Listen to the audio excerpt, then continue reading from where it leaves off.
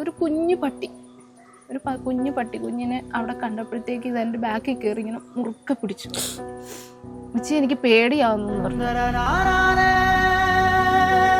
നമ്മുടെ നികുതിപ്പണം കൊണ്ട് ശമ്പളം പറ്റുന്ന ഒരു കൂട്ടം ചെന്നായ്ക്കൾ ചികിത്സിച്ച് കൊന്നതാണ് കുഞ്ഞ്. പട്ടിയല്ല കൊന്നത്, സിസ്റ്റമാണ്. ഇച്ചിരി എൻ്റെ മുച്ചിയുടെ മടിയിൽ വന്നിരിക്കണമെന്ന് അവസാനമായിട്ട് പറഞ്ഞ ഒരാഗ്രഹം.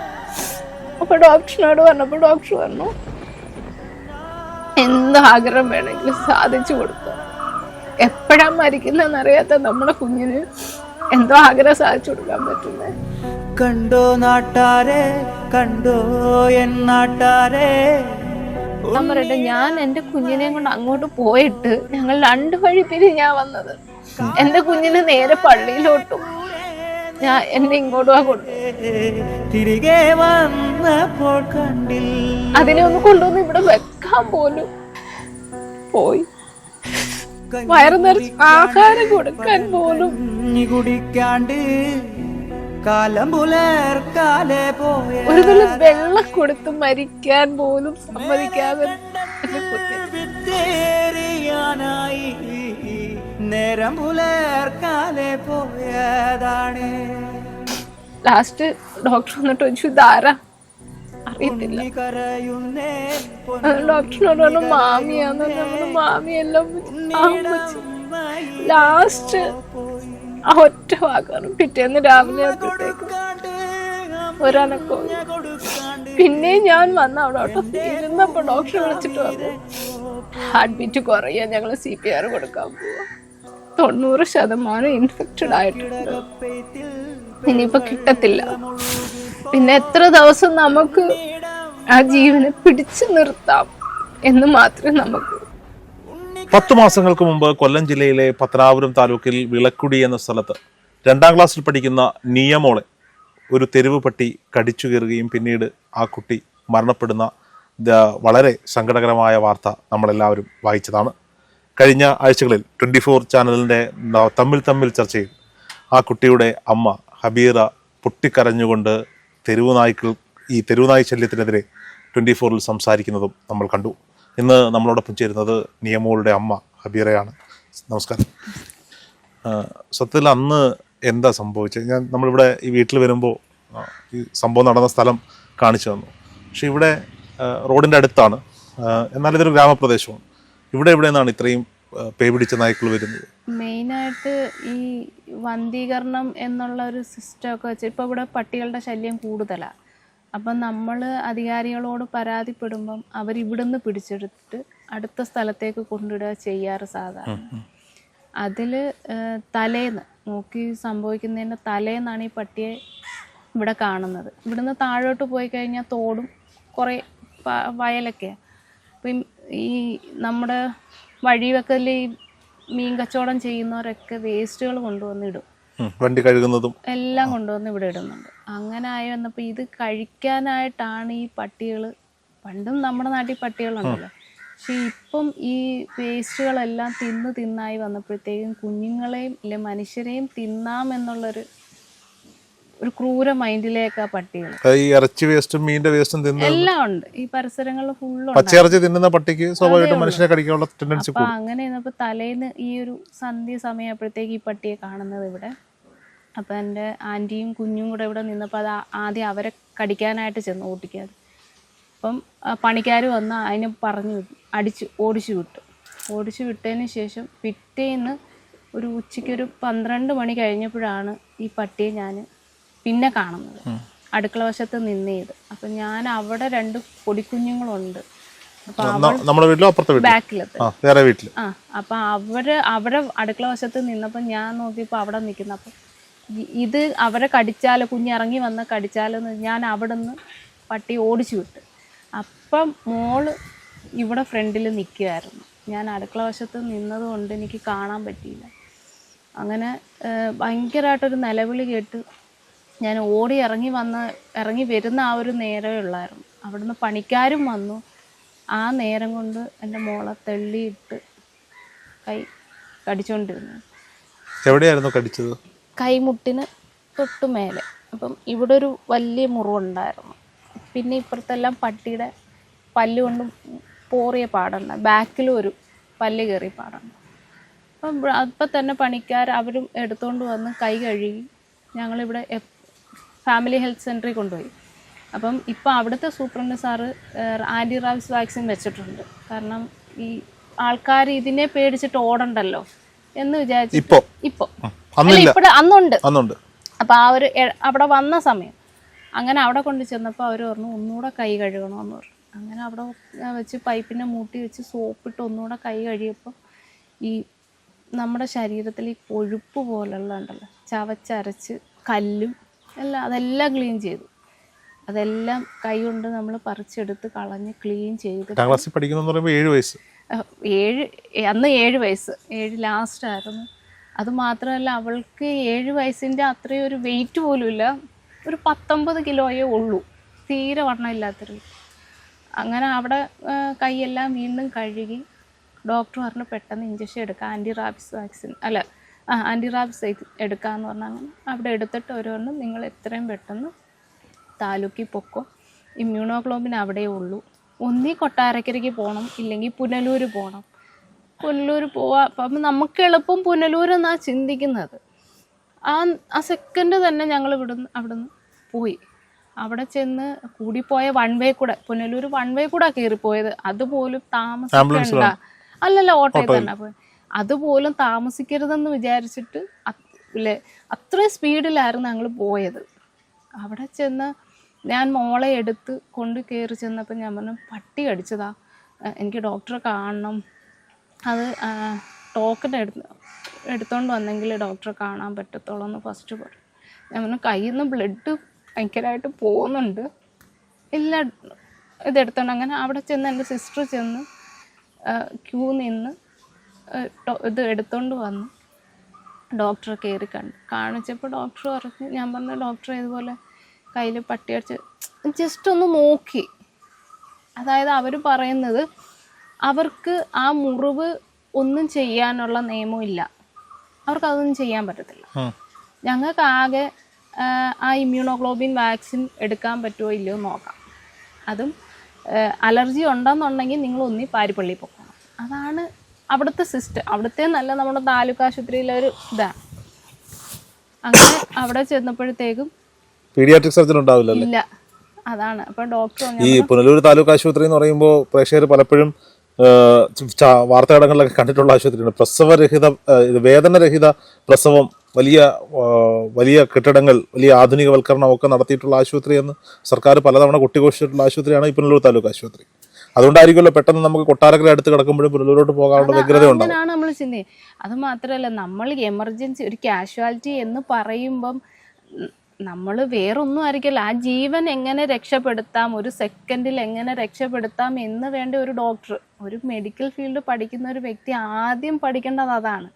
1% ജീവൻ എങ്ങനെ ഉണ്ടെങ്കിൽ ആ പേഷ്യന്റിന് രക്ഷപ്പെടുത്താം എന്ന് ചിന്തിക്കേണ്ടതാണ് ഒരു ഡോക്ടർ. ഈ ഡോക്ടർ വന്ന് നോക്കിയിട്ട് ഇഞ്ചക്ഷൻ എടുക്കാൻ വന്ന് നോക്കി അവിടെ റൂമിൽ തന്നെ നോക്കി, അല്ലാതെ അവളെ സെപ്പറേറ്റ് നിരീക്ഷിക്കാൻ വേണ്ടി ഒരു റൂമിൽ, ഡോക്ടർ ഇരിക്കുന്ന റൂമിലാണ് കൊണ്ടു ചെന്നത്. അങ്ങനെ കൊണ്ട് കാണിച്ചപ്പോൾ ഡോക്ടർ പറഞ്ഞ് ഒരു കഴിഞ്ഞ് ടെസ്റ്റ് ഡോസ് എടുക്കും. ഞാൻ പറഞ്ഞു മുറിവ് ചോര വരുന്ന അത് ഞങ്ങൾക്കൊന്നും ചെയ്യാൻ പറ്റില്ല, നിങ്ങളൊരു കഴിഞ്ഞ് സർജനെ കാണീര്, സർജനെ കാണിച്ചിട്ട് സർജൻ പറയുന്നതിനനുസരിച്ച് സ്റ്റിച്ച് ഇടാമെന്ന് പറഞ്ഞു. ഞാൻ പറഞ്ഞു ടെസ്റ്റ് ഡോസ് എടുത്തിട്ട് പോവാം. ഇല്ല ഡോക്ടർ 1 മണിയാകുമ്പോൾ പോവും, നിങ്ങൾ എത്രയും പെട്ടെന്ന് ചെല്ലെന്ന് പറഞ്ഞു. അങ്ങനെ അവളെ എടുത്തുകൊണ്ട് ഇഞ്ചക്ഷൻ എടുക്കുന്നതിന് മുമ്പേ സർജനെ കാണാൻ മേലെ കയറിപ്പോയി. അവിടെ ചെന്നപ്പോൾ അവിടെയും പേഷ്യൻ്റ് ഡോക്ടർ നോക്കിക്കൊണ്ടിരിക്കുകയാണ്. പുള്ളിയെ കാണിച്ചപ്പോൾ പുള്ളി പറഞ്ഞു പെട്ടെന്ന് കാണാൻ പറ്റുമോ, പേഷ്യൻ്റ് ഇറങ്ങുന്നിടം വരെ അകത്തുണ്ടായിരുന്നു. നിന്ന് ഞാൻ പറഞ്ഞു മോളെ പട്ടി അടിച്ചതാ, ഒന്ന് കണ്ടേ പറ്റുമെന്ന് സിസ്റ്ററിനോട് പറഞ്ഞപ്പോൾ പറഞ്ഞു. അപ്പോൾ പുള്ളി ഇതണക്ക് കൈ പിടിച്ച് നോക്കിയിട്ട് പറഞ്ഞു എനിക്ക് കുട്ടികളെ നോക്കി അത് പരിചയമില്ല, നിങ്ങൾ മെഡിക്കൽ കോളേജിൽ കൊണ്ടുപോകും, റെഫർ ചെയ്ത്. പിന്നെ അവിടെ ജസ്റ്റ് ഒരു ഒപ്പീനിയൻ, പീഡിയാട്രിക് സർജൻ നോക്കിയിട്ട് ആ മുറിവ് നോക്കിയിട്ട് എത്രത്തോളം ആഴം ഉണ്ടെന്ന് നോക്കിക്കൊണ്ട് പറയുക 2 ദിവസം കഴിഞ്ഞ് സ്റ്റിച്ച് ഇടാം, അത് ഇവിടെ തന്നെ വന്നാൽ മതി, ഇവിടെ തന്നെ സ്റ്റിച്ച് ഇട്ട് തരാമെന്ന് പറഞ്ഞു.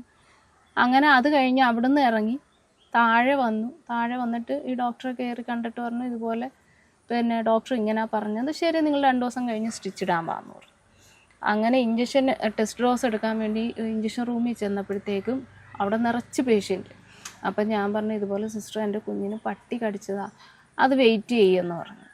അപ്പോൾ അവിടെ വെയിറ്റ് ചെയ്ത് കഴിഞ്ഞിട്ട് കുഞ്ഞിനെ അകത്തോട്ട് കയറ്റിയപ്പോൾ അവർ പറഞ്ഞു ഒരു കാര്യം ചെയ്യും, ഈ ഫയൽ മൊത്തം ഫില്ല് ചെയ്തുകൊണ്ട് വാ, അത് കഴിഞ്ഞ് അത് വെയിറ്റ് നമ്മൾ തന്നെ നോക്കി എഴുതി ഫില്ല് ചെയ്തുകൊണ്ട് ടെസ്റ്റ് ഡോസ് എടുക്കാവുന്നതല്ലേ ഉള്ളൂ, ഒരു ജീവനല്ലേ. കാരണം ഇത്ര മണിക്കൂർ കൊണ്ട് ആ വാക്സിൻ ശരീരത്തിൽ, അതും കുഞ്ഞുങ്ങൾക്കൊക്കെ ആകുമ്പോൾ ചെറിയ കയ്യും കാലും ഒക്കെ അല്ലേ, അപ്പം എത്രത്തോളം ഡേഞ്ചറാണെന്ന് നമുക്ക് തന്നെ മനസ്സിലാവുമല്ലോ.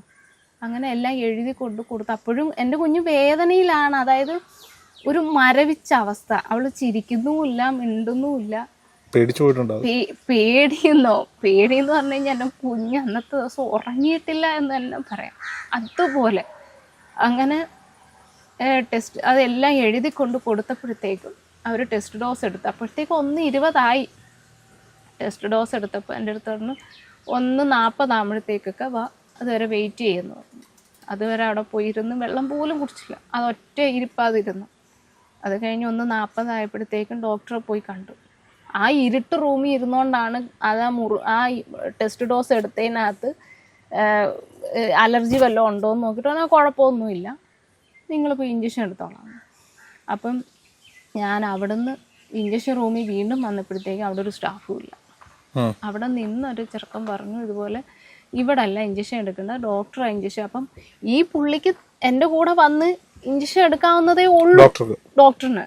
പക്ഷേ പുള്ളി പറഞ്ഞു നിങ്ങൾ ഇഞ്ചക്ഷൻ റൂമിൽ ചെല്ലാൻ പറഞ്ഞു. ഇഞ്ചക്ഷൻ റൂമിൽ ചെന്നപ്പോഴത്തേക്ക് അവർ പറഞ്ഞു ഇവിടെ അല്ല, ഡ്രസ്സിങ് റൂമിലാണ് ഇഞ്ചക്ഷൻ എടുക്കേണ്ടതെന്ന്. അങ്ങനെ അപ്പുറത്തോട്ട് പോയിരുന്നു. അവിടെ ചെന്നിരുന്നപ്പോൾ 2 പേഷ്യൻ്റ് ഉണ്ടായിരുന്നു ഡ്രസ്സ് ചെയ്യാൻ. അങ്ങനെ അവിടെ കുറേ നേരം ഇരുന്നു.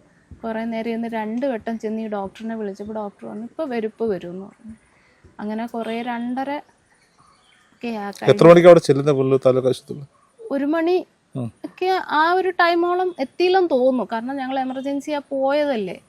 അങ്ങനെ ഡോക്ടർ വന്നില്ല, എൻ്റെ മോളെ ട്രീറ്റ് ചെയ്ത ഡോക്ടർ വന്നില്ല.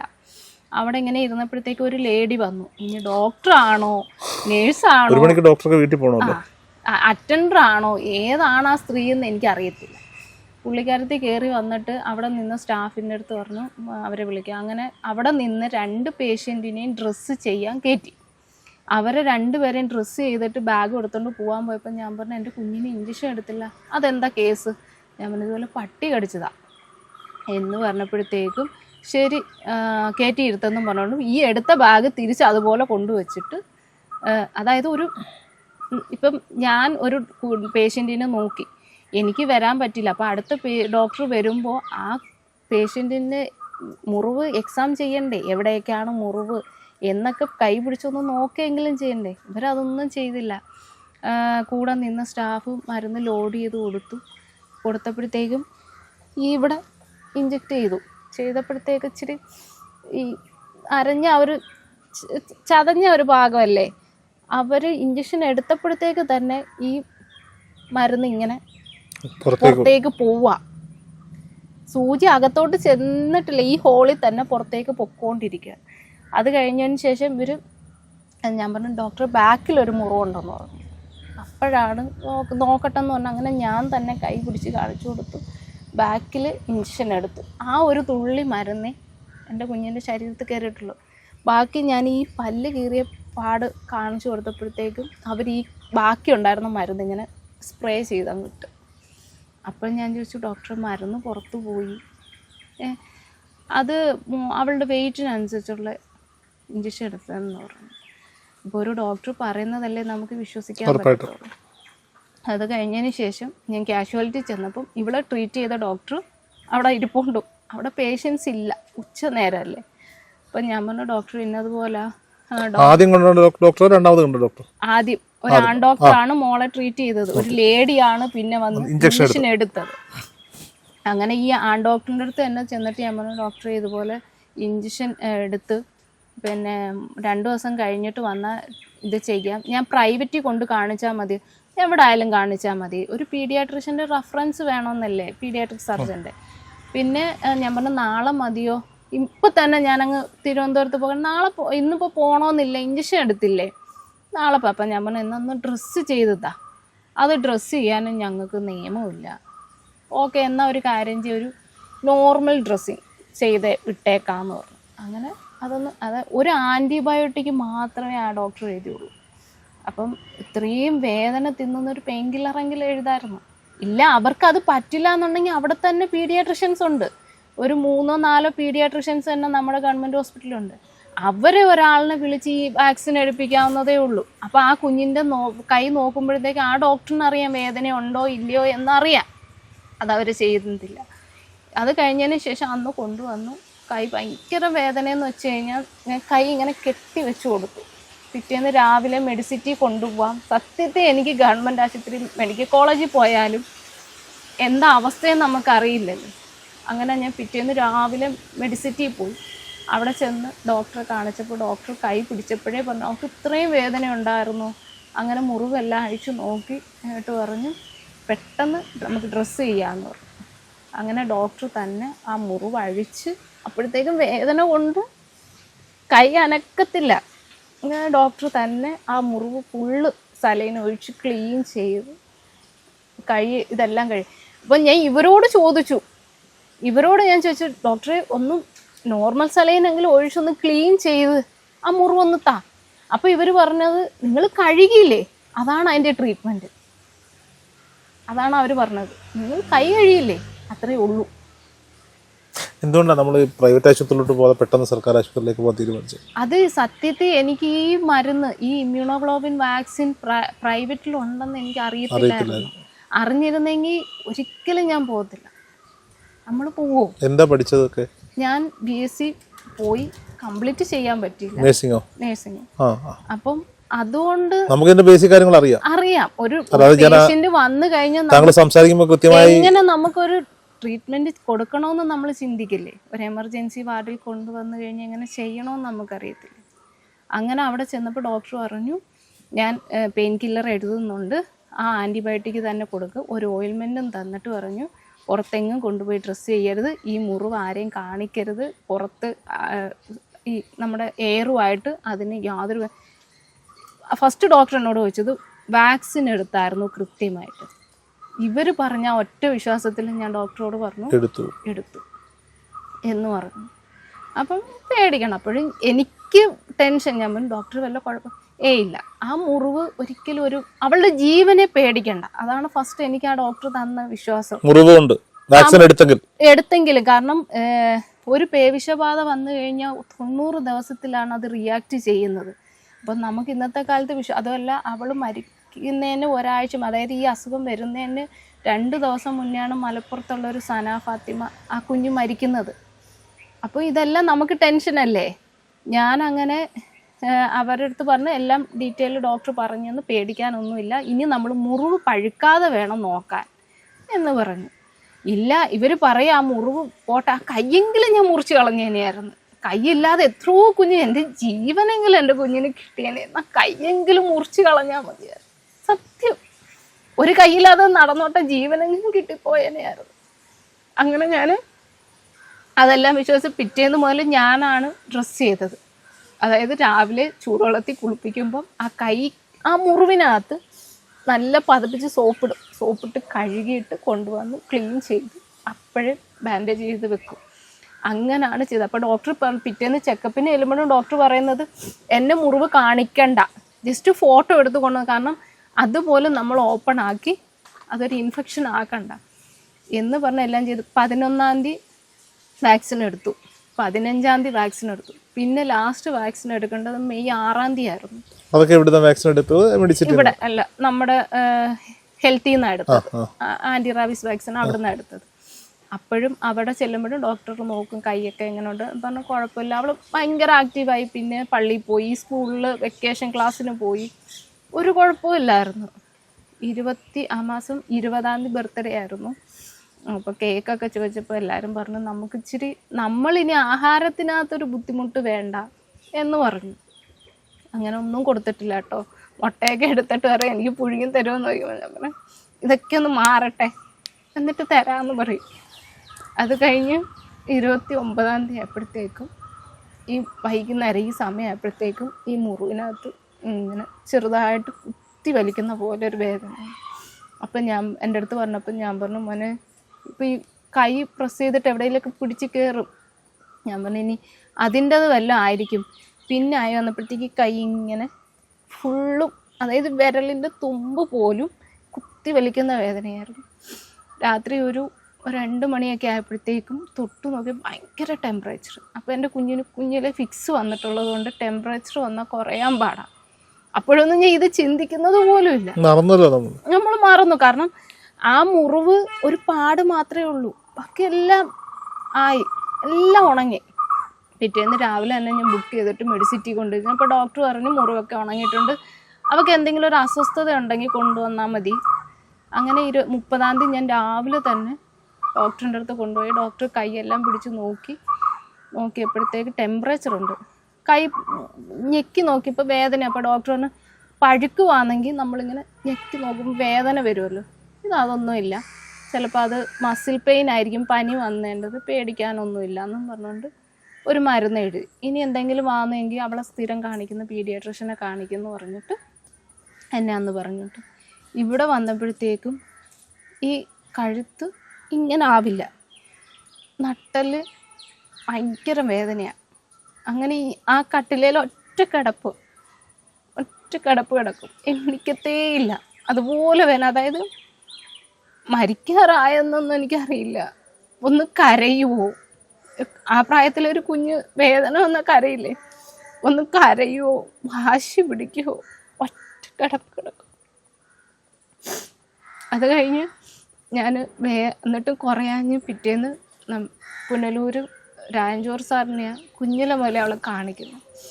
അപ്പം ഞാൻ ചെന്നപ്പോൾ ഡോക്ടർ പറഞ്ഞു, ഡോക്ടർ അവിടെ ഇല്ല, ഞാൻ കൊണ്ടുപോയി കാഷ്വാലിറ്റി കിടത്തി.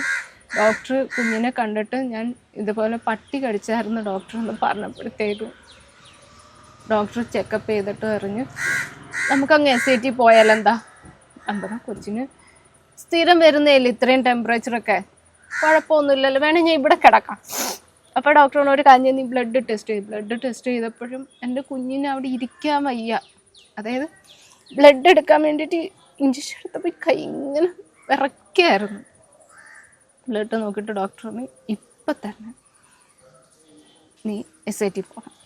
അവിടെ ചെന്ന് കുഴപ്പം. അപ്പം ഞാൻ പറഞ്ഞു ഡോക്ടർ ബുക്ക് ചെയ്യണ്ട, വേണ്ട, നേരെ കാഷ്വാലിറ്റി കൊണ്ട് ചെല്ലുക കുഞ്ഞിന്, അത് കഴിഞ്ഞതിന് ശേഷം എന്താണെന്ന് വെച്ചാൽ തീരുമാനം. അങ്ങനെ ഡോക്ടർ റെഫറൻസ് എഴുതി തന്ന് പിന്നെ ഡോക്ടർ പ്രത്യേകം പറഞ്ഞത് നിങ്ങൾ ബസ്സിൽ പോയാലും വേണ്ടില്ല, കുഞ്ഞിൻ്റെ തല ഒരു ശകലം പോലും അനങ്ങാതെ വേണം കൊണ്ടുപോകാനെന്ന്. അപ്പോഴല്ല ഞാൻ വിചാരിച്ചിരിക്കുന്ന കുഞ്ഞിന് തലവേദനയുടെ അല്ലയോ. അവിടെ ചെന്നു വൈകുന്നേരം 5 മണിയോടൊക്കെ ചെന്നപ്പോഴത്തേക്കും ഒരു 2-3 ഡോക്ടേഴ്സ് പരിശോധിച്ചു കേട്ടോ. എല്ലാ പരിശോധനയ്ക്കും ചിരിച്ചുകൊണ്ട് നിന്ന് കൊടുത്ത് ടെമ്പറേച്ചർ മാത്രം കുറയുന്നില്ല. അപ്പോൾ ഡോക്ടർ പറഞ്ഞൊരു കാര്യം ചെയ്യും, നമുക്ക് ഒബ്സർവേഷനിലിരിക്കട്ടെ, എന്നിട്ട് നമുക്ക് എന്താണെന്ന് വെച്ചാൽ ചെയ്യാം. അങ്ങനെ ആഹാരമൊക്കെ വാങ്ങിച്ചു കൊടുത്തു. ആഹാരമൊക്കെ കഴിക്കുന്നുണ്ടായിരുന്നു. അന്നേരം ഒത്തിരി കഴിച്ചില്ല, ഒരു 2-3 SATയുടെ ഫ്രണ്ടിൽ വന്നിങ്ങനെ നിന്നപ്പോഴത്തേക്ക് ഒരു കുഞ്ഞു പട്ടി കുഞ്ഞിനെ അവിടെ കണ്ടപ്പോഴത്തേക്ക് ഇതെൻ്റെ ബാക്കിൽ കയറി ഇങ്ങനെ മുറുക്കെ പിടിച്ചു. ഉച്ച എനിക്ക് പേടിയാവുന്നു പറഞ്ഞിട്ട് ഞാൻ പറഞ്ഞു പട്ടിക്കുഞ്ഞിനെ കാണുമ്പോൾ നിനക്ക് എന്തോ പേടിക്കാനാ എന്ന് പറഞ്ഞു. പിന്നെ ആയപ്പോഴത്തേക്കും ഇവക്കങ്ങ് പേടിയായി തുടങ്ങി. അങ്ങനെ ഒബ്സർവേഷൻ റൂമിൽ ചെന്നിരുന്ന് ഞാൻ മേലെല്ലാം തുടയ്ക്കും തോറും ചൂട് കൂടുന്നല്ലാതെ കുറയുന്നില്ല. അപ്പോൾ ഡോക്ടറെ കാണാൻ ഞാനൊരു 10-11 മണിയായെന്ന് തോന്നുന്നു ICUലോട്ട് വന്നു. അല്ലല്ല, അന്ന് തന്നെ രാത്രി തന്നെ അവിടുത്തെ എമർജൻസി ICUയിൽ വന്നപ്പോഴത്തേക്ക് ഡോക്ടർ പറഞ്ഞ ഒരു കാര്യം മോളെ വിളിച്ചുകൊണ്ട് വന്നു. അവിടെ വന്ന് കയറി ആ തണുപ്പ് അങ്ങോട്ട് അടിച്ചപ്പോഴത്തേക്ക് കുഞ്ഞ് ഭയങ്കരമായിട്ട് വിറയ്ക്കാൻ തുടങ്ങി. അങ്ങനെ കിടുങ്ങൽ കയറിയിട്ട് ഡോക്ടർ പറഞ്ഞ ഒരു കാര്യം സപ്പോസിറ്റർ വെക്കാം. അങ്ങനെ സപ്പോസിറ്ററൊക്കെ വെച്ച് വെളിയിൽ പോയിരിക്കും, കുഞ്ഞിന് തണുപ്പല്ലേ എന്ന് പറഞ്ഞു. വെളിയിലോട്ട് വന്നിരുന്ന എൻ്റെ മടി ഇരുത്തിയിട്ട് ഇങ്ങനെ കാര്യം പറഞ്ഞുകൊണ്ടിരുന്നപ്പോഴത്തേക്കും പേടിച്ചതല്ലേ ഇങ്ങനെ കാര്യം പറഞ്ഞുകൊണ്ട് എൻ്റെ വായുടെ കാറ്റ് ആ മുഖത്തോട്ട് അടിച്ചപ്പോഴത്തേക്കും ഭയങ്കരമായിട്ട് വയലൻ്റായി. അവിടെ കിടന്ന് കാറി കൂവി വിളിച്ചു, അത്രയ്ക്ക് കിടന്ന് കൂവി.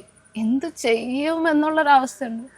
അപ്പോഴത്തേക്ക് പിന്നെ എടുത്തോണ്ട് പോയി, എടുക്കാൻ പറ്റത്തില്ല, അതുപോലെ ബഹളം ഉണ്ടാക്കി എടുത്തോണ്ട് പോയി ഞാൻ ICU തന്നെ കയറ്റിയപ്പോഴത്തേക്കും അവിടുത്തെ കട്ടിലയിൽ ബ്ലാങ്കറ്റും പൊച്ചിട്ട് ഇങ്ങനെ പേടിച്ച് അതിനകത്ത് കിടക്കുക. അവിടുത്തെ ഡോക്ടേഴ്സിനെ ഒന്നും അടുത്തോട്ട് അടുപ്പിക്കുന്നില്ല. അപ്പോൾ ഡോക്ടർ പറഞ്ഞു ഒരു കാര്യം ചെയ്, നമുക്ക് സ്കാൻ ചെയ്ത് നോക്കാം.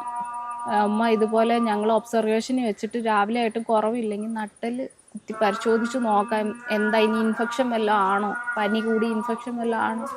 അപ്പോഴും അവരും ചിന്തിക്കുന്നില്ല, ഞാനും ചിന്തിക്കുന്നില്ല പേവിഷബാധയാണ് അവക്ക് എന്ന്. പക്ഷേ ഈ ഡോക്ടർ രാജൻ അറിയാമായിരുന്നിരിക്കും, ഡോക്ടറിന് അറിയാമായിരുന്നു. ഈ ചികിത്സിക്കുന്ന ഡോക്ടർമാർക്കും അറിയാമായിരിക്കും. അല്ല, അവർക്ക് അറിയത്തില്ലായിരുന്നു, അവരത് ചിന്തിച്ചിട്ടില്ല. അപ്പം അവിടെ കുഞ്ഞൊരു വേറെ ഒന്നും കാണിക്കുന്നില്ലല്ലോ. അങ്ങനെ സ്കാൻ ചെയ്യാൻ പോവാൻ വിളിച്ചിട്ടൊന്നും വന്നില്ല. എനിക്ക് ആരെയും കാണണ്ടെന്ന് പറഞ്ഞുകൊണ്ട് അതുപോലെ പ്രശ്നം ഉണ്ടാക്കി കട്ടിലേക്ക് കയറി. ആ ഒരു നമുക്ക് കണ്ടു നിൽക്കാൻ, ഇപ്പോൾ പറയുന്നെങ്കിലും കണ്ടു നിൽക്കാൻ പറ്റാത്തൊരു ഭീകരമായിട്ടൊരു, അവൾ കാണിക്കുന്നതൊക്കെ കണ്ടു കഴിഞ്ഞാൽ നമുക്കതൊന്നും ഉൾക്കൊള്ളാൻ പറ്റത്തില്ലായിരുന്നു. ഞാൻ പെട്ടെന്ന് ആലോചിച്ചു എൻ്റെ കുഞ്ഞെന്താ ഒരുമാതിരി ബാധ കയറിയ പോലെ ഇങ്ങനെയൊക്കെ കാണിക്കുന്നതെന്ന്. ഞാൻ ലാസ്റ്റ് പറഞ്ഞു പൊന്നു മോനല്ലേ, ഉമ്മച്ചി മാത്രം അടുത്തോട്ട് വന്നോട്ടെ, ഉമ്മച്ചി മാത്രം മതി. അതായത് അവക്ക് ചുറ്റും നിൽക്കുന്നവരെല്ലാം പട്ടിയാണ്, പട്ടികൾ കുഞ്ഞിനെ കടിക്കാൻ വരുമല്ലോ, ആ ഒരു മൈൻഡായിപ്പോയി. അങ്ങനെ അടുത്ത് ചെന്നിരുന്ന് കെട്ടിപ്പിടിച്ച് എൻ്റെ സിസ്റ്ററിനെയൊക്കെ പൊടിയെന്ന് വിളിച്ചു. എല്ലാം പറഞ്ഞതിന് ശേഷം ലാസ്റ്റ് സ്കാനിങ്ങിന് കൊണ്ടുപോയപ്പോഴത്തേക്ക് വീൽ ചെയറിൽ ഇരുന്നിട്ട് മുഖമെല്ലാം മൂടി ഇങ്ങനെ ഇരുന്നത്. അങ്ങനെ ഞാൻ എടുത്തുകൊണ്ട് പോയി. എടുത്ത് അവിടെ കൊണ്ട് ചെന്നപ്പോഴത്തേക്ക് അവരെ അതിനകത്ത് ഒരു മനുഷ്യനെ നിൽക്കാൻ സമ്മതിച്ചില്ല സ്കാനിങ് സെൻറ്ററിൽ. ഞാൻ തന്നെ കയറിയിട്ട് സ്കാനിങ് എല്ലാം ചെയ്തു. അപ്പോൾ എനിക്ക് പേടി ഇതിനകത്തുനിന്ന് ഇറങ്ങി ചാടിപ്പോവോ എന്തോ, അതിന് മാത്രം നിന്നു. അതെല്ലാം കഴിഞ്ഞ് വന്നപ്പോഴത്തേക്കും ഡോക്ടർ ഇങ്ങനെ പറഞ്ഞു ഹെയറോ ഹോബിയോ അങ്ങനെ പറഞ്ഞപ്പോഴത്തേക്കും അതും ഒരു പൊട്ടിയെ പോലെ ഇരുന്ന് കേട്ട് എന്താണെന്നൊന്നും ഞാൻ ചിന്തിക്കുന്നുമില്ല. എൻ്റെ കൊച്ചിന് അങ്ങനെ വരേണ്ട ചാൻസ് ഇല്ലല്ലോ. കാരണം ലാസ്റ്റ് 30-ആം തീയതി മെഡിസിറ്റി ചെന്നപ്പോഴും ഡോക്ടർ പറഞ്ഞത് ഞാൻ എൻ്റെ കുഞ്ഞിന് ജീവനും എല്ലാം പേടിയുണ്ടോയെന്ന് ചോദിച്ചു. അന്നേരവും ഡോക്ടർ എന്നോട് പറഞ്ഞത് കൃത്യമായിട്ട് വാക്സിൻ എടുത്തില്ല, അവളുടെ ജീവന് പേടിക്കേണ്ട കാര്യമില്ല എന്ന് ഡോക്ടർ എനിക്ക് ഉറപ്പ് തന്നു. അങ്ങനെയാണ് ഞാൻ അവിടുന്ന് സ്കാനിങ് കഴിഞ്ഞ് റൂമിൽ വന്നപ്പോഴത്തേക്കും ഡോക്ടർ കണ്ടിട്ട് പറഞ്ഞു ഒരു കാര്യം ചെയ്യും, ഐസൊലേഷൻ വാർഡിൽ നമുക്ക് ഇന്നൊരു ദിവസം അഡ്മിറ്റ് ചെയ്യാം, കുറവുണ്ടെങ്കിൽ നമുക്ക് നാളെ വാർഡിലോട്ട് മാറ്റാം എന്ന് പറഞ്ഞു. അങ്ങനെ അവിടെ കൊണ്ട് ചെന്നു. എല്ലാം വെള്ള വസ്ത്രം ഒക്കെ ആക്കി അതിനകത്ത് കയറ്റി കിടത്തിയപ്പോഴത്തേക്ക് പിന്നെ അവൾ ഓരോന്നിങ്ങനെ ചിന്തിച്ചു തുടങ്ങി. എന്ന് വെച്ച് കഴിഞ്ഞാൽ ഇങ്ങനെ ഓരോന്ന് വേറുള്ള ചിന്തകളൊക്കെ വന്നു.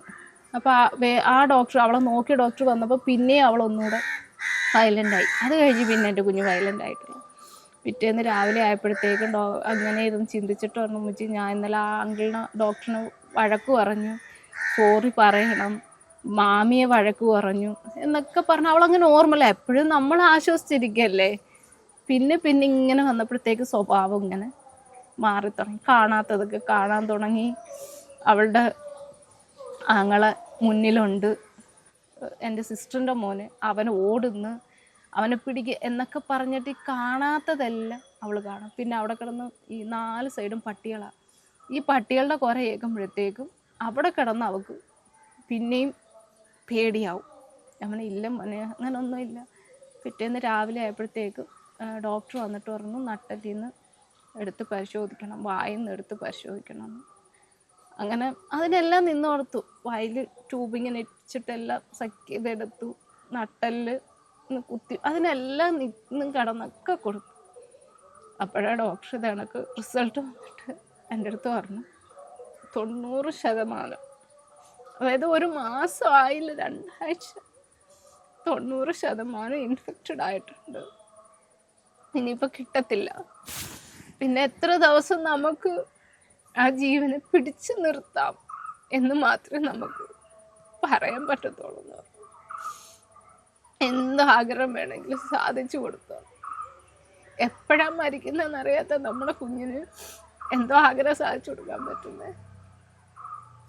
അങ്ങനെ എൻ്റെ സിസ്റ്ററിൻ്റെ അടുത്ത് ഞാൻ പറഞ്ഞു ഒരു കേക്ക് മേടിച്ചിട്ട് അടി ഇന്നതുപോലാണ്. അപ്പം അവിടെ വേറെ ആരും ഇല്ല, അവളാണ് എല്ലാത്തിനും കടന്നു ഓടിയത്, അവളും എൻ്റെ ആങ്ങളെ. ഞാൻ പറഞ്ഞു നീ വരുമ്പോൾ ഇന്നതുപോലെ അടി സംഭവം, നീ വരുമ്പോൾ ഒരു കേക്ക് മേടിച്ചിട്ടോ അതെങ്കിലും അവസാനമായിട്ട് കൊടുക്കാം എന്ന് പറഞ്ഞു. അങ്ങനെ അവൾ വന്നപ്പോൾ കേക്കും ചോക്ലേറ്റും ബിസ്ക്കറ്റും എല്ലാം വാങ്ങിച്ചുകൊണ്ട് വന്ന് കൊടുത്തു. അപ്പം അപ്പോഴും അവൾ പറയുന്നത് എനിക്ക് കുഴപ്പമൊന്നുമില്ല, നമുക്ക് നാളെ വീട്ടിൽ പോവാം, നാളെ വീട്ടിൽ പോയിട്ട് പുസ്തകം മേടിക്കാൻ പോകണം, സ്കൂളിൽ പോകണം എന്നൊക്കെ പറഞ്ഞു. ഞാൻ പറഞ്ഞു നമുക്ക് പോവാം. പക്ഷെ അപ്പോൾ ഡോക്ടർ പറഞ്ഞത് ഇനി അവളുടെ മുന്നിൽ കരയരുത്, കരഞ്ഞ് കുഞ്ഞ് അറിഞ്ഞു കഴിഞ്ഞാൽ ആ സങ്കടമല്ലേ. അങ്ങനെ എല്ലാം വാങ്ങിച്ചുകൊണ്ട് വന്ന് കൊടുത്തു. വായി വെച്ചപ്പോൾ പറഞ്ഞു കൊള്ളത്തില്ല, അതിനൊന്നും രുചിയില്ല. അപ്പോഴത്തേക്ക് എല്ലാം നശിച്ചു, ആ ശരീരത്തുണ്ടായിരുന്ന എല്ലാം. പിന്നെ അവിടെ കിടന്നു. ലാസ്റ്റ് വെന്റിലേറ്റർ കയറ്റുന്നതിൻ്റെ തലേന്ന് അതുവരെ എനിക്കൊരു സമാധാനം ഉണ്ടായിരുന്നു. ഇങ്ങനെ പിച്ചിപ്പയും പറയുന്നുണ്ടെങ്കിലും ഇരുന്ന് കാര്യം പറയുന്നുണ്ടല്ലോ, എന്തൊരു സമാധാനം ഉണ്ടായിരുന്നു. വെന്റിലേറ്റർ കയറ്റുന്നതിൻ്റെ തലേന്ന് ഒരു രാത്രി 2 മണിയൊക്കെ ആയപ്പോഴത്തേക്കും ഞാൻ ഇങ്ങനെ നോക്കുമ്പോൾ ഞാനും അതായത് ഇവിടുന്ന് SIT പോകുന്നിടം വരെ ആ കാറിനകത്തിരുന്ന് ഉറങ്ങിയ കുഞ്ഞ് പിന്നെ അവിടെ ചെന്നിട്ട് വെന്റിലേറ്റർ കയറ്റുന്നിടം വരെ ആ കണ്ണടച്ചിട്ടില്ല. ഉറക്കം നഷ്ടപ്പെട്ടു. അവൾ ഉറങ്ങത്തില്ല. എൻ്റെ അടുത്ത് ഒരു ഉമ്മച്ചി ഉറങ്ങിയാൽ എനിക്ക് ഉറക്കം വരുന്നില്ല എന്ന് പറഞ്ഞു. ഉമ്മച്ചി കരയുവാണോ? ഞാൻ പറഞ്ഞു എന്തിനാ ഞാൻ കരയുന്നേ, നീ കാര്യം പറ. അങ്ങനെ ഇരുന്ന് ഓരോന്നൊക്കെ ഇങ്ങനെ പറയും. അത് കഴിഞ്ഞ് വെന്റിലേറ്റർ കയറ്റുന്നതിൻ്റെ തലേന്ന് ഇതണക്ക് മൊത്തത്തിൽ അതായത് ഓർമ്മ പോലും പോയി. ആ 2 കണ്ണ് തുറന്നിരിക്കുന്ന അവരവസ്ഥ. അപ്പം ഞാൻ ചോദിച്ചു പൊന്നിനെന്ന് ഇച്ചിരി നേരം എൻ്റെ ഉമ്മച്ചിയുടെ മടിയിൽ വന്നിരിക്കണമെന്ന് അവസാനമായിട്ട് പറഞ്ഞ ഒരാഗ്രഹം. അപ്പോൾ ഡോക്ടറിനോട് പറഞ്ഞപ്പോൾ ഡോക്ടർ പറഞ്ഞു ഇരുത്താം, പക്ഷെ ഒത്തിരി നേരം ഇരിക്കാനും പറ്റില്ല, എല്ലാം ഫിറ്റ് ചെയ്ത് വെച്ചേക്ക്. ഞാനെടുത്ത് കുറച്ച് നേരം മടിയെടുത്തിക്കൊണ്ട് എനിക്ക് നടുവേദന എടുക്കുന്നു, ഇനി ഞാൻ കിടന്നോട്ടെ. അങ്ങനെ കിടന്ന് വന്നപ്പോഴത്തേക്കും നാക്കിങ്ങനെ പുറത്തേക്ക്. ഞാൻ പറഞ്ഞു ചേച്ചി പിള്ളേർ നാക്ക് വെളിയിലങ്ങ് ഇടരുത് എന്ന് പറഞ്ഞു. അപ്പം നാക്കകത്തിടും. അങ്ങനെ ഞാൻ ഡോക്ടറിനെ വിളിക്കും. അങ്ങനെ ഡോക്ടർ വന്നിട്ട് നോക്കിയിട്ട് പറഞ്ഞു. അപ്പോഴത്തേക്കും മൂക്കി ട്യൂബൊക്കെ ഇട്ടിട്ടുണ്ടായിരുന്നു. പിന്നെ അവൾക്ക് നമ്മൾ ഓരോ സ്റ്റേജ് മാറും തോറും പിന്നെ വയലൻ്റ് ആയിക്കഴിഞ്ഞാൽ ഒന്നും ചെയ്യാൻ പറ്റില്ല. അപ്പോൾ ഫസ്റ്റ് ഇതായിട്ട് മൂക്കി ട്യൂബ് ഇട്ട് അതിനും കിടന്നു കൊടുത്തു കേട്ടോ. മൂക്കി ട്യൂബ് ഇട്ടപ്പോഴത്തേക്ക് അതായത് ഒരു വലിയൊരു പേഷ്യൻ്റ് പോലും മൂക്കി ട്യൂബ് ഇടാൻ നോർമലായിട്ട് കിടന്നു കൊടുക്കില്ല, അത്രത്തോളം വേദനയാണ് നമുക്കുണ്ടാകുന്നത്. ട്യൂബ് ഇടാൻ കിടന്നു കൊടുത്തു. ഞാൻ അതിൽ കൂടെ പാല് കൊടുക്കും എല്ലാം. അങ്ങനെ ലാസ്റ്റ് ഡോക്ടർ വന്നിട്ട് ചോദിച്ചു ഇതാരാ, അറിയത്തില്ല. ഡോക്ടറിനോട് പറഞ്ഞു മാമിയാന്ന് പറഞ്ഞു. മാമിയെല്ലാം അമ്മച്ചി. ലാസ്റ്റ് ആ ഒറ്റ വാക്കാണ്. പിറ്റേന്ന് രാവിലെ ആയപ്പോഴത്തേക്കും ഒരനക്കമില്ല. എൻ്റെ കുഞ്ഞിനെ ഡോക്ടർ പറഞ്ഞു നമുക്ക് ഇനി വെന്റിലേറ്റർ കയറ്റാം, ഇനി ഇങ്ങനെ കിടത്തിയാൽ ശരിയാവത്തില്ല.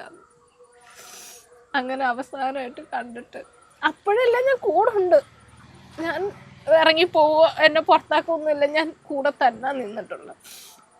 വെന്റിലേറ്ററിൽ കയറ്റാൻ നേരത്തെ ഇറങ്ങിയത് ഞാൻ.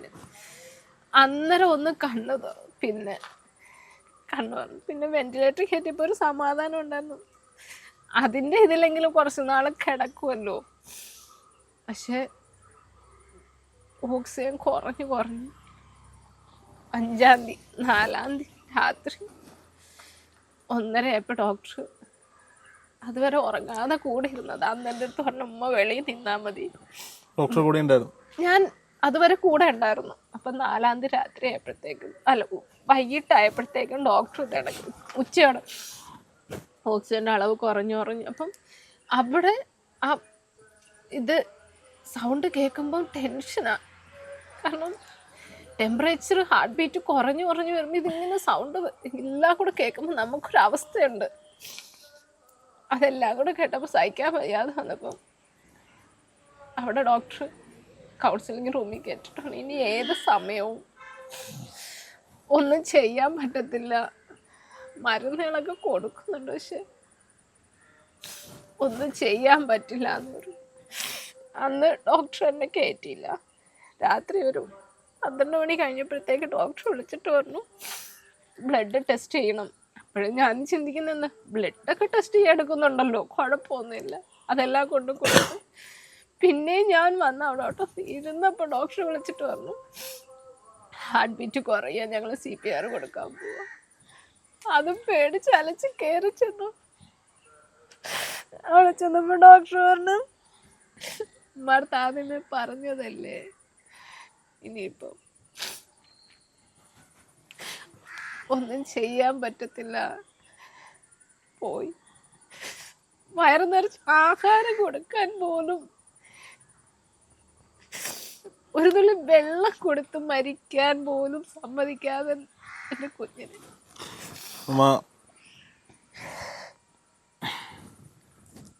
അതുകൊണ്ടാണ്, കാരണം വേറെ കൊണ്ടല്ല, നമ്മുടെ കുഞ്ഞുങ്ങൾ ഒരു ആക്സിഡൻറ്റിൽ മരിച്ചാൽ പോലും, ഇല്ലെങ്കിൽ മറ്റെന്തെങ്കിലും അസുഖത്തിൽ മരിച്ചാൽ പോലും നമുക്ക് സഹിക്കാൻ പറ്റില്ല. അങ്ങനെ ഇരിക്കുമ്പം നമ്മുടെ കുഞ്ഞല്ലാതെ ഒരു വൈറസിൻ്റെ പ്രവർത്തനത്തിൽ നമ്മുടെ കുഞ്ഞിനെ കാർന്ന് തിന്നില്ലാതാണ്. എൻ്റെ കുഞ്ഞിന് ഒരു കാര്യം മാത്രമേ എനിക്ക് ചെയ്യാൻ പറ്റൂ, അധികം വേദനയില്ലാന്ന് പറയാം. കാരണം ആ വെന്റിലേറ്റർ ഒരിക്കലും അവൾ താങ്ങി കാണില്ല. എങ്ങനെ താങ്ങാൻ പറ്റും ഒരു വെന്റിലേറ്റർ? 19 കിലോ ഉള്ള ആ കുഞ്ഞിന് ആ വെന്റിലേറ്റർ പോലും താങ്ങില്ല. ഞാനത് കൺമുന്നിൽ കണ്ടോണ്ട് നിന്നതാണ്. അതുകൊണ്ടാന്ന് പോലെ പറയുന്നത്, പട്ടികളെ ഒഴിവാക്ക്. ഇനിയെങ്കിലും ഒരു കുഞ്ഞുങ്ങൾക്കും അങ്ങനൊന്നും വരരുത്. ഞാനൊരു കാര്യം ചോദിക്കട്ടെ, നമ്മൾ ഈ പ്രൈവറ്റ് ആശുപത്രിയിൽ പോകുമ്പോൾ വേണ്ട പരിഗണന അവിടെ ലഭിക്കുന്നു, ശരിയിൽ പോകുമ്പോൾ നല്ല ട്രീറ്റ്മെൻറ്റ് കിട്ടുന്നു. അവിടെ ഈ പട്ടികളുടെ ശല്യമുണ്ട് എന്നതൊഴിച്ചാൽ എനിക്ക് തോന്നുന്നു തിരുവനന്തപുരം. അവരെയും കുറ്റം പറയാൻ പറ്റില്ല. കാരണം അവിടെ കൃത്യമായിട്ടൊരു വേസ്റ്റിംഗ് ഇതില്ല, സജ്ജീകരണം ഇല്ല. അവിടെ ഇരിക്കുന്ന ആൾക്കാർ, അതായത് അവിടെ ICUലൊക്കെ കിടക്കുമ്പം പേഷ്യൻറ്റിൻ്റെ കൂടെ ഒരു കുഞ്ഞിൻ്റെ കൂടെ തള്ളമാർക്ക് ബാക്കി അവരെ ബൈസ്റ്റാൻഡർ എല്ലാം വെളിയിലാണ്. ഇവരവിടെ ഇരിക്കുന്ന കഴിക്കുന്ന ആഹാരം അവരങ്ങോട്ട് പട്ടിക്ക് വെച്ച് കൊടുക്കും. എനിക്ക് തിരുവനന്തപുരം കോർപ്പറേഷൻ മേയർ, പുതിയ മേയർ അതിനുള്ള നടപടികൾ എടുക്കാമെന്ന് ഉറപ്പ് നൽകിയിട്ടുണ്ട്. അദ്ദേഹത്തിന്റെ പ്രവർത്തനങ്ങൾ ആരംഭിച്ചിട്ടുണ്ട്. പുള്ളി അന്ന് എന്നോട് ഒരു ഉറപ്പ് എന്നോണം. ഈ നമ്മൾ സംസാരിച്ചുകൊണ്ടിരിക്കുമ്പോൾ പള്ളിയിൽ ബാങ്ക് വിളിച്ചു, അപ്പുറത്തെ അമ്പലത്തിൽ നിന്നുള്ള റെക്കോർഡൊക്കെ കേൾക്കാം. ഇതുപോലെ വിശ്വസിച്ചിട്ടായിരിക്കും ഈ ആരോഗ്യ കേരളത്തിൽ നമ്പർ 1 ആണെന്ന് പറയുന്ന നമ്മുടെ നാട്ടിലെ ഭയങ്കര പ്രശസ്തി നേടിയ പുനലൂർ താലൂക്ക് ആശുപത്രിയിലേക്ക് ഓടിപ്പോയത്. ഇതിൽ ഈ ന്യായീകരണങ്ങൾ പറയുന്ന പല ആളുകളും പലതും പറയുന്നുണ്ട്. നോക്കൂ, പ്രേക്ഷകരോടാണ് ചില കമൻറ്റുകളൊക്കെ കണ്ടു. അത് പട്ടി കടിച്ച ഡോക്ടർക്ക്, സർക്കാർ ആശുപത്രിയിലെ ഡോക്ടർമാർക്ക് പരിമിതികളുണ്ട് എന്ന തരത്തിലൊക്കെ. എന്ത് പരിമിതികളാണ്? ഈ സാധാരണ ഒരു വീട്ടമ്മ അല്ല പറയുന്നത്. BSc നഴ്സിംഗ് പഠിച്ച് ചില സാമ്പത്തിക ബുദ്ധിമുട്ടുകൾ കൊണ്ട് അത് പൂർത്തീകരിക്കാൻ സാധിക്കാതെ പോയൊരു വീട്ടമ്മയാണ്. ഇതിനെക്കുറിച്ച് ബേസിക് നോളജ് ഉള്ള ആളാണ് പറയുന്നത്. ഞാൻ പറയട്ടെ, ഞാൻ ബാംഗ്ലൂരാണ് പഠിച്ചത്.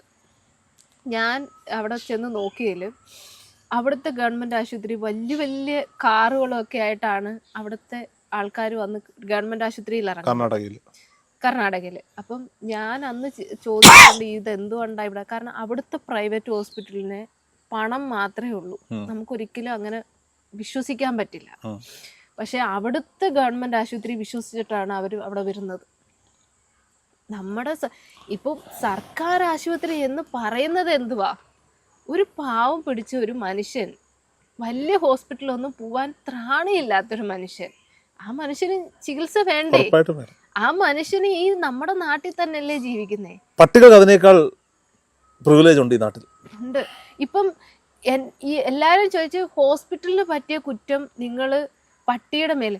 ഈ പട്ടി കടിച്ചത് കൊണ്ടല്ലേ എൻ്റെ കുഞ്ഞിനെ ഞാൻ ആ ഹോസ്പിറ്റലിൽ കൊണ്ടുപോയത്. പട്ടിക്കും പട്ടിയേക്കാൾ മനുഷ്യത്വം എന്ന വാക്ക് ഉപയോഗിക്കാമെന്ന് എനിക്കറിയില്ലാത്ത കുറെ ആരോഗ്യ മേഖലയിലെ ഉദ്യോഗസ്ഥരും സർക്കാരും ഇതിൽ ഉത്തരവാദികളാണ്. ഈ ഡോക്ടർമാരെ കുറ്റം പറയുമ്പോൾ അവർ പറയും ഞങ്ങളുടെ തിരക്കുകൾ മറ്റേത് മറിച്ച്. എന്ത് തിരക്കാണ് സാർ! കാരണം ഒരു പേഷ്യന്റിനെ നോക്കുമ്പം ഇനി അവന്റെ വീട്ടിൽ എന്ത് തന്നെ സംഭവിച്ചാലും ആ പേഷ്യന്റിനോളം വലുതായിട്ട് ഒരു ഡോക്ടറും ചെയ്യില്ല. കേരളത്തിലെ സർക്കാർ ആശുപത്രിയിലെ ഡോക്ടർമാർക്കൊക്കെ മനുഷ്യത്വം എന്ന് പറയുന്നത് ഇല്ല. കാരണം അവര് പഠിച്ച് ഒരു ലെവലായി വരുമ്പോഴത്തേക്ക് ആരെങ്കിലുമൊക്കെ കൈക്കൂലി എടുപ്പുമൊക്കെ കൊടുത്ത് ഗവൺമെന്റ് ഹോസ്പിറ്റലിൽ കയറും. പിന്നെ അത് കഴിയുമ്പോൾ അവരാണ് ആ നാട്ടിലെ ഇല്ലെങ്കിൽ ആ ഹോസ്പിറ്റലിലെ രാജാവ്.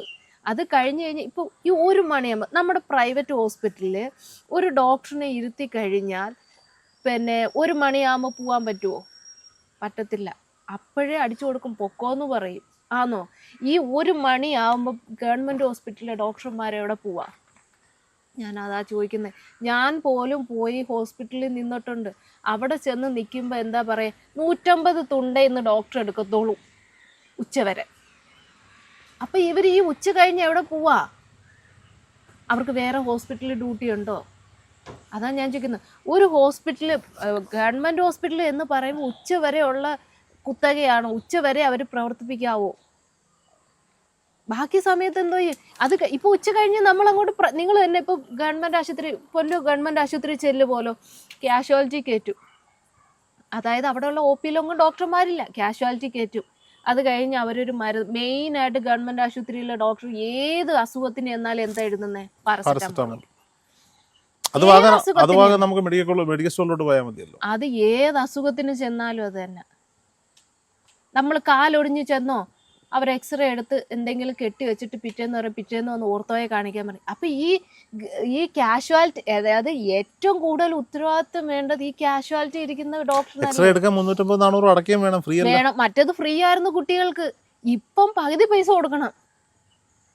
അപ്പൊ ഇവരൊക്കെ എന്താണ് ഉദ്ദേശിക്കുന്നതെന്ന് എനിക്കറിയാം. കാരണം പാവപ്പെട്ട ഇപ്പം നമ്മള് പാവം പിടിച്ച ഒരു കൂലിപ്പണിക്കാരനും ടാക്സ് കൊടുത്ത് മേടിക്കുന്നില്ലേ? പണ്ടൊരിക്കലേ കോവിഡ് സമയത്ത് ഞാൻ സ്കൂട്ടറിൽ നിന്ന് പറഞ്ഞു വീണ് എൻ്റെ കൈ എടുക്കാൻ വയ്യാതെ ഈ പറഞ്ഞ പുല്ലൂർ താലൂക്ക് ആശുപത്രിയിൽ പോയി. അന്ന് കാശില്ല, 500 രൂപ എടുക്കാനില്ല. അതുകൊണ്ടാണ് ഞാൻ ആ സർക്കാർ ആശുപത്രിയിൽ പോയത്. അവിടെ ചെന്ന് കഴിഞ്ഞപ്പോൾ എക്സ്റേ എടുക്കാൻ പറഞ്ഞു. അവിടെ ചെന്നപ്പോൾ ഞാൻ വിചാരിച്ചു സർക്കാർ ആശുപത്രിയാണല്ലോ, സൗജന്യമായിരിക്കുമല്ലോ. കയ്യിൽ 50 രൂപ കണ്ടേ ഉള്ളൂ എൻ്റെ കയ്യിൽ. വിളിച്ചാൽ കൊണ്ടുതരാൻ ആളുണ്ട് കേട്ടോ. അന്നില്ല, 350 രൂപ അടയ്ക്കാനില്ലാത്തതുകൊണ്ട് ഞാൻ എക്സ്റേ എടുക്കാതെ തിരിച്ചു വരുന്ന കാലഘട്ടം സമയം. അതേസമയം സാറ് പ്രൈവറ്റ് ഹോസ്പിറ്റലിൽ ചെന്ന് നോക്ക് സാറേ, നാളെ കൊണ്ടുതരാം, ഇല്ലേ ഇന്ന് മൊത്തം ഞാൻ ഇവിടെ ഇരിക്കുക എക്സ്റേ എടുക്കുന്ന പറഞ്ഞാൽ അവർ എമർജൻസി എടുക്കും. നിങ്ങളെ പറഞ്ഞ് വീട്ടിൽ വിടത്തില്ലെന്നേ ഉള്ളൂ, ഇല്ലേ? പൈസ കിട്ടിയിട്ടേ വിടും, പക്ഷെ ട്രീറ്റ്മെന്റ് അവിടെ കൊടുക്കും. ഇപ്പൊ ആക്സിഡന്റ് പറ്റി ഒരു മനുഷ്യനെ എടുത്തോണ്ട് ചെല്ലുന്നു, അപ്പൊ എന്താ അവര് ചെയ്യുന്നത്? ട്രീറ്റ്മെന്റ് ചെയ്തിട്ട് കൊണ്ടുവന്നവരെ പിടിച്ച് അവിടെ നിർത്തും. ഈ അടുത്ത സമയത്താണ് നിങ്ങളുടെ സ്ഥലത്ത് തന്നെയുള്ള ട്യൂട്ടോറിയൽ കോളേജിലെ കുട്ടികൾ ഇടുക്കിയിൽ വെച്ചിട്ട് വണ്ടി ആക്സിഡന്റ് ആയി.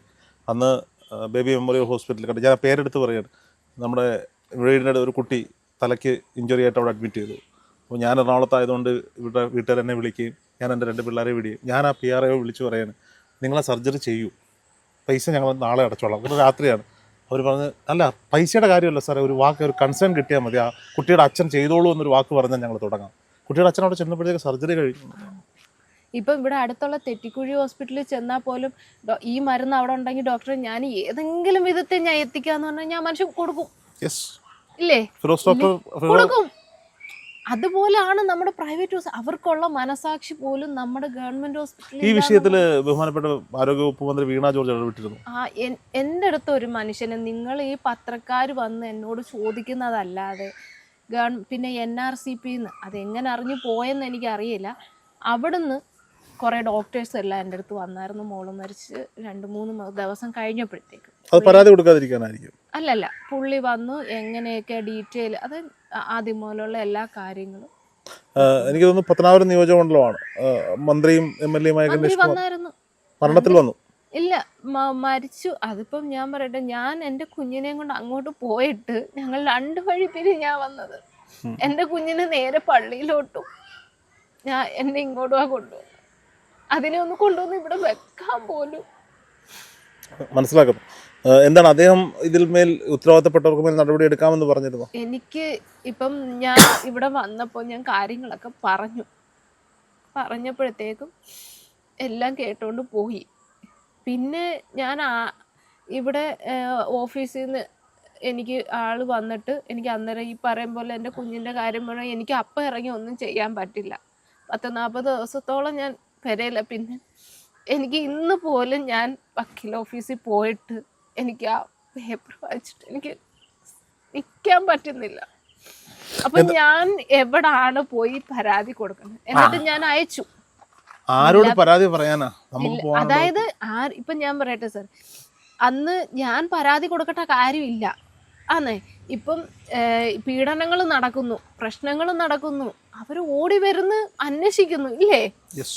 ഇപ്പൊ അന്ന് എൻ്റെ കുഞ്ഞ് മരിച്ചതിന് അന്ന് ഇവിടെ ഭയങ്കര പ്രശ്നങ്ങളായിരുന്നു. പിറ്റേന്നും അന്നൊക്കെ ആയിട്ട് ഭയങ്കരമായിട്ട് പ്രശ്നങ്ങൾ നടന്നു. അപ്പോൾ ഒരു ഉത്തരവാദിത്തപ്പെട്ട ഒരാള് എന്താണ് എന്ന് തിരക്കാനുള്ളൊരു വിവേകമില്ലേ? ഉറപ്പായിട്ടുമുണ്ട്. ഇത് കേവലം ഒരു പട്ടി കടിച്ച മരണം മാത്രമല്ല. പട്ടികരണം അതിൻ്റെ കാരണമായി എന്ന് മാത്രമാണ്.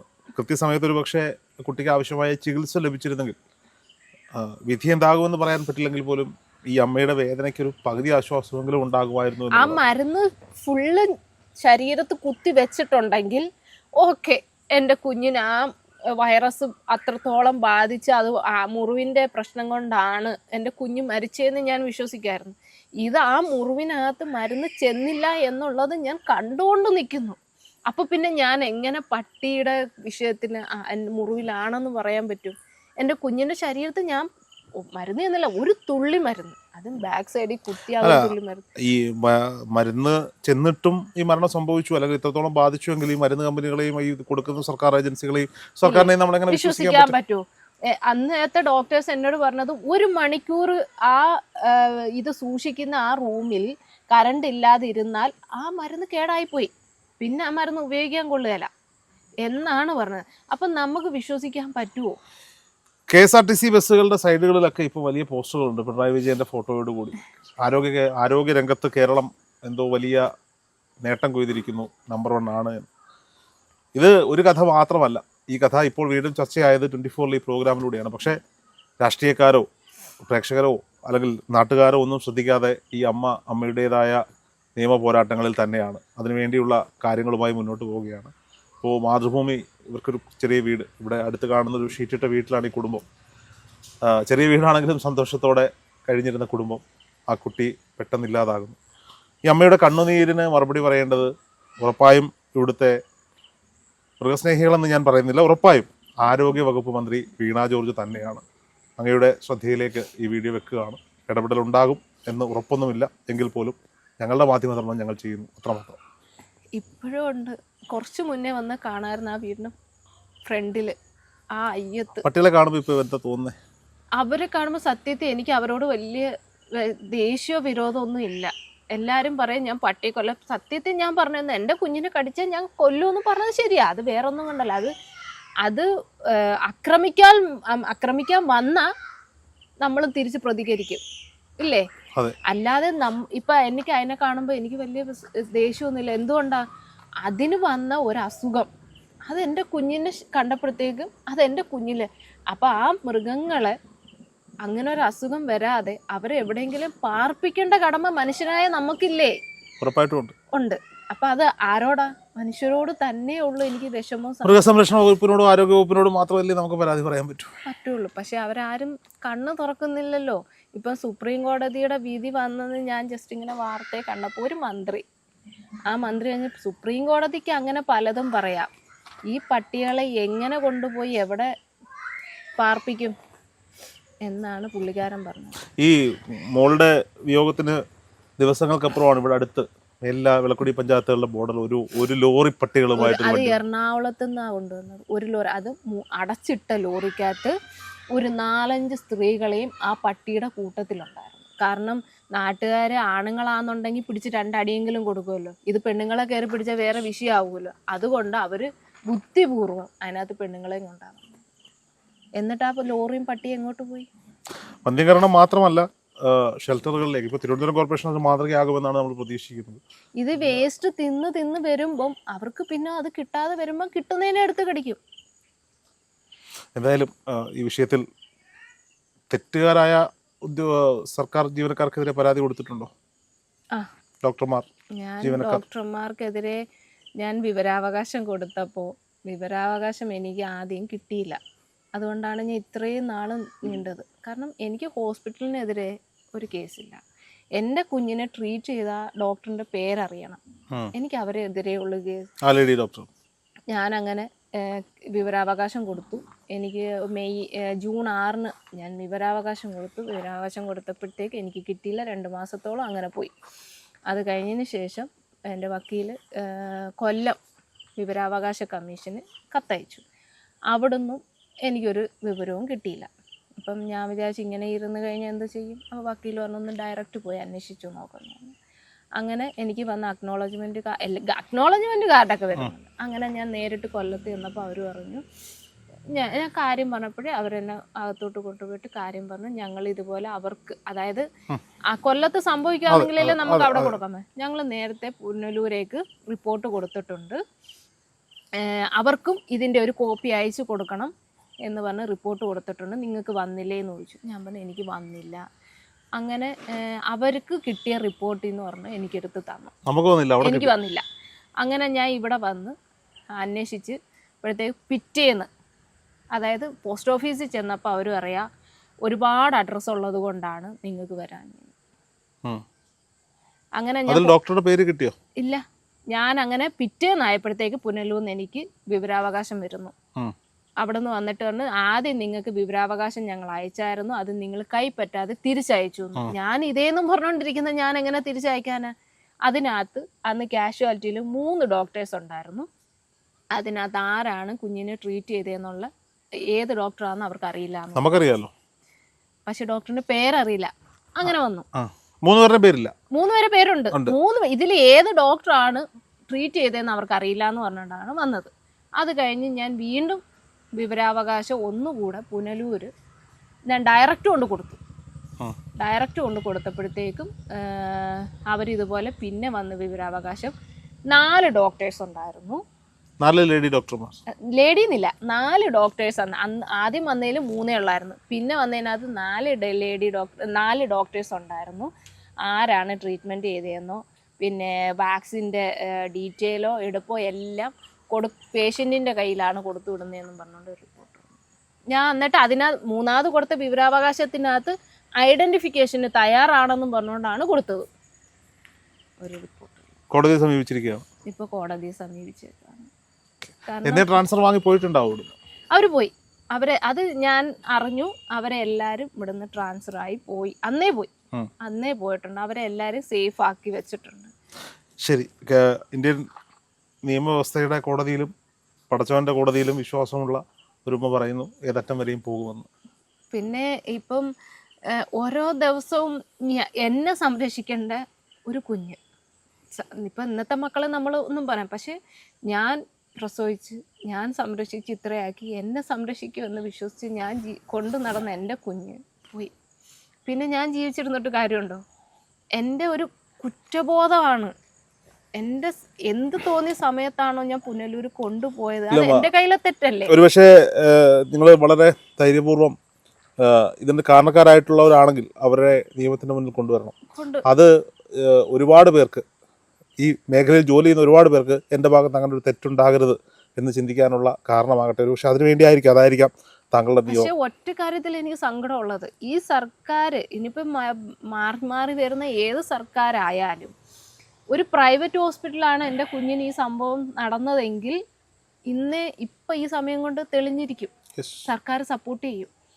പക്ഷെ അവരുടെ തന്നെ ഒരു ഭാഗത്തുനിന്ന് വന്ന പിഴയായതുകൊണ്ടൊരു പട്ടിയുടെ വില പോലും എൻ്റെ കുഞ്ഞിൻ്റെ മരണത്തിനോ എനിക്കോ തരുന്നില്ല എന്നുള്ളതാണ്. അതിലാണ് എനിക്ക് ഭയങ്കര സങ്കടം. ഞാൻ വിശ്വസിച്ചല്ലേ ആ ജീവനും കൊണ്ട് അവിടെ ചെന്നത്. അതുപോലെയല്ലേ ഓരോ മനുഷ്യനും ഓരോ ജീവനും കൊണ്ട് അവിടെ ചെല്ലുന്നത്. നമ്മൾ ഓരോ വാർത്തകൾ കാണുമ്പോഴും ന്യായീകരിക്കാൻ കുറച്ച് മാധ്യമക്കാരുണ്ടാവും, കുറച്ച് രാഷ്ട്രീയക്കാരും ഉണ്ടാവും. നമ്മുടേതാണല്ലോ നഷ്ടം, നമ്മുടെ കണ്ണീർ എന്ന് പറ്റും.